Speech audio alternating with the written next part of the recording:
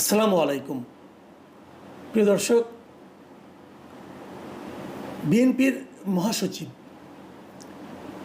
Mister Mirza Fakhrul Islam আলমগীরের একটা কথা নিয়ে আজ আমি এই আলোচনাটা করব। আমি বহুবার এই অনুষ্ঠানে আপনাদেরকে বলেছি যে বাংলাদেশের যে কজন রাজনীতিবিদকে আমার খুব পছন্দ হয়, যাদের কথাবার্তায় আমি এক ধরনের পরিমিতি বোধ দেখতে পাই, তাদের মধ্যে যদি তালিকা করি সেই তালিকার শীর্ষে মির্জা ফখরুল ইসলাম আলমগীর ছিলেন। আমি প্রথম হোঁচট খাই যখন উনি ডক্টর মোহাম্মদ ইউনূসের সঙ্গে জাতিসংঘে যে 6 জন রাজনৈতিক নেতা গেলেন তাদের মধ্যে উনিও যেতে রাজি হলেন। এটা দেখে আমি সবচেয়ে হতাশ হয়েছিলাম এবং অবাকও হয়েছিলাম। বিএনপি এখানে কেন যাবে, এটা ছিল আমার প্রশ্ন। এবং তারও চেয়ে বড় প্রশ্ন ছিল, যদি বিএনপি যেতেই হয় খোদ মহাসচিব মির্জা ফখরুল ইসলাম আলমগীরকে যেতে হবে কেন? যাই হোক, সেটা অন্য প্রসঙ্গ। ওই প্রসঙ্গের মধ্যে শেষ হয়ে গেছে। নানা আলোচনা হয়েছে, সমালোচনা হয়েছে, কেউ প্রশংসা করেছেন এমন আমি এখনও শুনিনি। সমালোচনায় আমি বেশি শুনেছি এবং খোদ বিএনপি অনেক নেতার সঙ্গে এই নিয়ে আমার কথা হয়েছে। খুব একটা হ্যাপি কাউকে আমি দেখিনি। তারপর উনি গিয়েছেন, নিশ্চয়ই নিজস্ব বিবেচনার উপর নির্ভর করে উনি গিয়েছেন, অথবা এমনও হতে পারে ওনার দলীয় প্রধান ওনাকে যেতে ইনস্ট্রাকশন দিয়েছেন, সেটাও হতে পারে। আমি জানি না আসলে কি ঘটেছে, কিন্তু সাধারণ একজন মানুষ হিসাবে, দেশের একজন নাগরিক হিসাবে আমার একটা পছন্দ হয়নি। এরপর আর কি ঘটলো যে নিয়ে আজকে আলোচনা করতে হবে, সেটা হলো যে ওখানে যাওয়ার পর ওনারা কী করেছেন না করেছেন সব খোঁজখবর নিতেও চাইনি, দরকারও মনে করি নাই। কিন্তু শনিবার দিন মানে 27 তারিখে, গতকালকে আমাদের সময়, গতকালকে তাদের সময় আরও একটু আগে, নিউ ইয়র্কে এনআরবি কানেক্ট ডে নামে একটা অনুষ্ঠান হয়েছে। যারা নাকি বিদেশে আছেন আর কি, নন রেসিডেন্স যারা আছেন, তাদের নিয়ে একটা অনুষ্ঠান হয়েছে। সেই অনুষ্ঠানে অনেকে বক্তব্য রেখেছেন। সেখানে প্রফেসর ইউনূস ছিলেন সেই অনুষ্ঠানের প্রধান অতিথি। উনি কথা বলেছেন। কেবলমাত্র রেজিস্টার্ড লোকরা ওখানে ঢুকতে পেরেছেন যতটুকু আমি জেনেছি। তার মধ্যে প্রফেসর ইউনূসের সঙ্গে বাংলাদেশ থেকে যে সমস্ত পলিটিশিয়ান গিয়েছেন তারাও সেখানে উপস্থিত ছিলেন। এবং সেখানে মির্জা ফখরুল ইসলাম আলমগীর কী বলেছেন সেই কথাটা নিয়ে আজকে আলোচনা। তিনি সেখানে বলেছেন যে অন্তর্বর্তীকালীন সরকারের যে উপদেষ্টা, প্রধান উপদেষ্টা ডক্টর মোহাম্মদ ইউনূস, তার বিভিন্ন উন্নয়নমূলক কার্যক্রমের উনি ওখানে ভূয়সী প্রশংসা করেছেন। প্রফেসর ইউনূস নানা ধরনের উন্নয়নমূলক কাজকর্ম করেছেন এবং সেগুলোর ব্যাপক প্রশংসা করেছেন মির্জা ফখরুল ইসলাম আলমগীর। আচ্ছা, ডক্টর ইউনূস গত 1 বছরে কী কী উন্নয়নমূলক কাজ করেছেন বলেন তো ভাই আপনি একটু। আমি একটু স্মরণ করার চেষ্টা করলাম উনি কী কী উন্নয়নমূলক কাজ করেছেন। উনি খুব গুরুত্বপূর্ণ কাজ কী করেছেন? গুরুত্বপূর্ণ কাজের মধ্যে হতে পারে যে ওনার গ্রামীণের জন্য আগাম কিছু কর অব্যাহতি নিয়েছেন। তারপরে গ্রামীণের জন্য উনি একটা ইউনিভার্সিটি নিয়েছেন, মেডিকেল কলেজ নিয়েছেন নাকি, এগুলি আরও করেছেন। গ্রামীণের জন্য আদব ব্যবসার লাইসেন্স নিয়েছেন। ওনার মামলাগুলিকে প্রত্যাহার করে নিয়েছেন। আওয়ামী লীগকে নিষিদ্ধ করে, আওয়ামী লীগের রাজনৈতিক কর্মকাণ্ড নিষিদ্ধ করেছেন। তারপরে আরও উন্নয়ন কী করলেন? আর উন্নয়ন করেছেন, পোর্টটাকে লিজ দেওয়ার ব্যবস্থা করেছেন বিদেশি একটা সংস্থার কাছে উইদাউট এনি টেন্ডার, কোনো আন্তর্জাতিক প্রতিযোগিতা ছাড়াই ওনার পছন্দ অনুযায়ী একটা প্রতিষ্ঠানকে লিজ দেওয়ার চেষ্টা করেছেন। উন্নয়ন আরও করেছেন, ইলন মাস্কের প্রতিষ্ঠানকে এখানে এনে তার ইন্টারনেটের ব্যবস্থা করেছেন, যেটা নাকি বাংলাদেশের অধিকাংশ গ্রাহকের মধ্যে হতাশা তৈরি করেছে। যাই হোক, সেটাও একটা উন্নয়ন ধরে নিচ্ছি। আর কি উন্নয়ন করেছেন উনি? সংস্কার নামে একটা ভজগোটো পাকিয়েছেন। উন্নয়নটা কোথায়? দেশের বেকারত্ব বেড়েছে। এইগুলোর ডক্টর ইউনূসের এই সমস্ত কর্মকাণ্ডের ভূয়সী প্রশংসা করেছেন আমাদের মির্জা ফখরুল সাহেব। এবং তিনি আরও বলেছেন, আমি তার কথা একটু আপনাদেরকে পড়ে শোনাই। তিনি বলেছেন, গণতান্ত্রিক, সমৃদ্ধ এবং দুর্নীতিমুক্ত দেশ গঠন করার যে স্বপ্ন ছিল শহীদ প্রেসিডেন্ট জিয়াউর রহমানের, তার সমস্ত কথাগুলো প্রফেসর ইউনূসের কথায় বের হয়ে আসছিল, এটা উনি বলেছেন। এবং উনি আরও বলেছেন, প্রফেসর ইউনূস যখন কথা বলছিলেন আমার বারবার মনে হচ্ছিল যে আমি এদেশের স্বাধীনতার ঘোষক শহীদ প্রেসিডেন্ট জিয়াউর রহমানের কণ্ঠ শুনছি। মানে জিয়াউর রহমান যে কথাগুলি বলতেন সেই কথাগুলি যেন ওনার মুখ দিয়ে উচ্চারিত হচ্ছে। উনি যখন কথা বলছিলেন ওনার কাছে মনে হচ্ছে আরে এটা তো জিয়াই কথা বলছেন। এবং উনি আরেকটা কথা বলি ওনার ওনার উচ্চারিত বাক্য, উনি বলেছেন ডক্টর ইউনূস দূরদৃষ্টি সম্পন্ন, দুনিয়া জোড়া তার সুনাম, তিনি দেশকে একটি কাঙ্ক্ষিত মানে দেখতে চান। এটি শহীদ প্রেসিডেন্ট জিয়াউর রহমানেরও চাওয়া ছিল।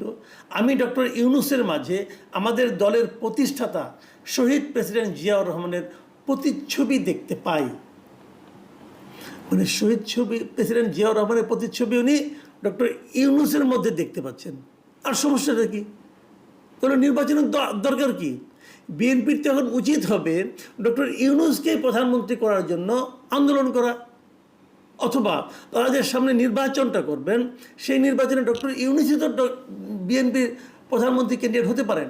কারণ যে ব্যক্তি এই দলটা প্রতিষ্ঠা করেছে তার প্রতিচ্ছবি যার মধ্যে আছে তিনিই তো তার দলের সবচেয়ে যোগ্য ব্যক্তি প্রধানমন্ত্রী হওয়ার জন্য, তারেক রহমান নয়, ডক্টর ইউনূস। কারণ আমি কখনো শুনিনি তারেক রহমানের মধ্যে কেউ জিয়া রহমানের প্রতিচ্ছবি দেখতে পায়। ডক্টর ইউনূসের প্রতিচ্ছবি দেখতে পাচ্ছেন ওনারা, এই দলের মহাসচিব ডক্টর ইউনূসের মধ্যে। মানে একটা দল, মানে আমি কি বলবো, উনি একজন রাজনৈতিক ব্যক্তিত্ব, ওনার মধ্যে উনি বিএনপির রাজনীতি করেন না, ওনার মধ্যে এরকম রাজনৈতিক দেউলিয়াত্ব কি করে ভর করলো আমি বুঝতেই পারি না। আর উনি যদি সেই রাজনৈতিক দলের মহাসচিব হন তাহলে সেই দলের মধ্যে কি অবস্থা হলো, এ দলের সাধারণ মানুষের মধ্যে রিয়াকশনটা কি জানেন? আমি আজকে বেশ কয়েকটা ফোন পেয়েছি, অনেকে আমাকে মেসেজ করেছেন হোয়াটসঅ্যাপে এবং আমার মেসেঞ্জারে, তাদের এই রিয়াকশনগুলো শুনেই কিন্তু আজকে আমি এই অনুষ্ঠানটা আসলে করতে বসেছি। আমি এটা দেখার পর সকালে আমি এটা নিয়ে একটা আমার যে চ্যানেল আছে এই কথা চ্যানেলে, এই চ্যানেলে আমি একটা মানে জরিপ দিয়েছিলাম যে এই কথাটাতে মানুষ কি মনে করে। মানে মিস্টার ফখরুল ইসলাম আলমগীর এই যে কথাটা বললেন এটা কি তার জিয়ার প্রতি ভালোবাসার প্রকাশ ঘটালেন, নাকি উনি ইউনূসের প্রতি ভালোবাসার প্রকাশ ঘটালেন, নাকি উনি ওনার নিজের দেউলিয়াত্বটা প্রকাশ করলেন। ৭৮% লোক বলেছে এই বক্তব্যের মাধ্যমে মির্জা ফখরুল ইসলাম আলমগীর নিজের রাজনৈতিক দেউলিয়াত্ব প্রকাশ করলেন। ৭৮%। মির্জা ফখরুল দেউলিয়া হয়ে যাচ্ছেন দলকে নিয়ে নাকি একা একা। দেখুন এখানে প্রচুর কমেন্ট পড়েছে এবং যে সমস্ত কমেন্ট আমি এখানে দেখেছি তার সঙ্গে যদি আমাকে যারা বিভিন্ন সময় ফোন করেছেন তাদের যে কমেন্টগুলো আমি সব মিলিয়ে কিছু কমন কমেন্ট আপনাদেরকে আমি জানাতে চাই। যেমন কেউ লিখেছেন দেখেন, ক্ষমতার লোভ মানুষকে কোথায় পৌঁছে দেয় তার প্রমাণ এই বক্তব্য, এটি দেউলিয়াত্বের বহিঃপ্রকাশ ছাড়া কিছু নয়। আবার লিখেছেন তাহলে নির্বাচনের দরকার নাই, ইউনূসই থাকুক। আরেকজন লিখেছেন দালালি বা চামচামের একটা লেভেল থাকে, ফখরুল সাহেব কোন লেভেলে পৌঁছেছেন, আমি সত্যিই খুব মর্মাহত। আরেকটা মন্তব্য, মির্জা ফখরুলের এই কথায় তৃণমূল বিএনপিতে হতাশার ছাপ পড়েছে এবং জিয়াউর রহমানকে ছোট করা হয়েছে বলে আমি মনে করি। আরেকজন লিখেছেন মির্জা ফখরুলের এই বক্তব্যের মাধ্যমে তিনি মহাসচিবের পদের মর্যাদা হারিয়েছেন।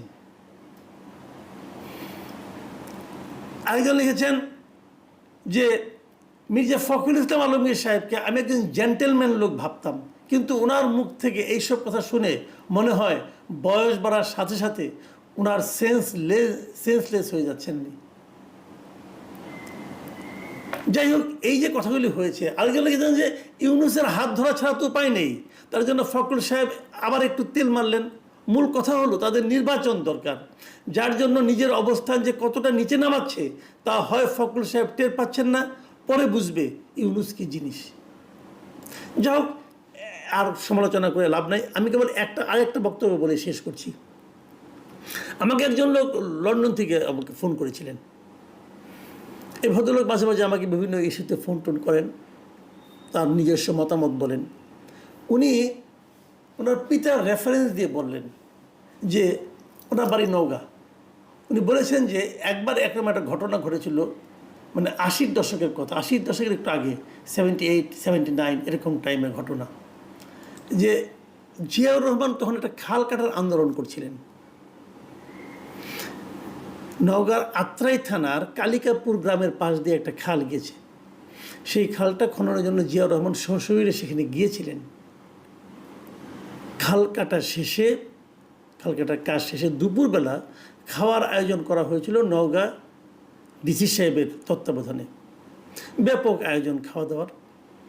এটা দেখে জিয়াউর রহমান জিজ্ঞাসা করেছিলেন, এই যে ব্যাপক আয়োজন, এটা আসলে টাকাটা কোত্থেকে আসলো? ততক্ষণে কিন্তু জিয়াউর রহমান সাহেবের হাতটা ধুয়ে খেতে বসবেন এই অবস্থায় ডিসি সাহেব বললেন, এটা সরকারি তহবিল থেকে টাকাটা দেওয়া হয়েছে। জিয়াউর রহমান আর সেই খাবারটা খাননি।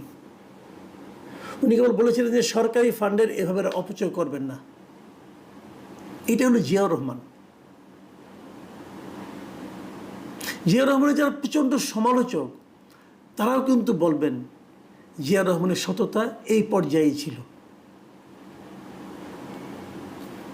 আর তার সঙ্গে আপনি তুলনা করছেন সেই ব্যক্তির, যে ব্যক্তি 104 জনের বিশাল বহন নিয়ে জাতিসংঘের সাধারণ পরিষদে গিয়েছেন। এদের পেছনে কী পরিমাণ বিপুল ব্যয়, এই ব্যয় কোত্থেকে আসছে? সরকারি ফান্ড থেকে আসছে। জিয়াউর রহমান যেতেন, মির্জা ফখরুল, আপনি জিয়াউর রহমানের সঙ্গে মন্ত্রিসভায় হয়তোবা ছিলেন না, আমি জানি না, আমার মনে নেই। একটু খোঁজ দিয়ে দেখেন না পুরনো নথি ঘেটে। জিয়াউর রহমান যখন জাতিসংঘ সাধারণ পরিষদে যে কবার গিয়েছেন, কতজনের বহন নিয়ে গিয়েছিলেন?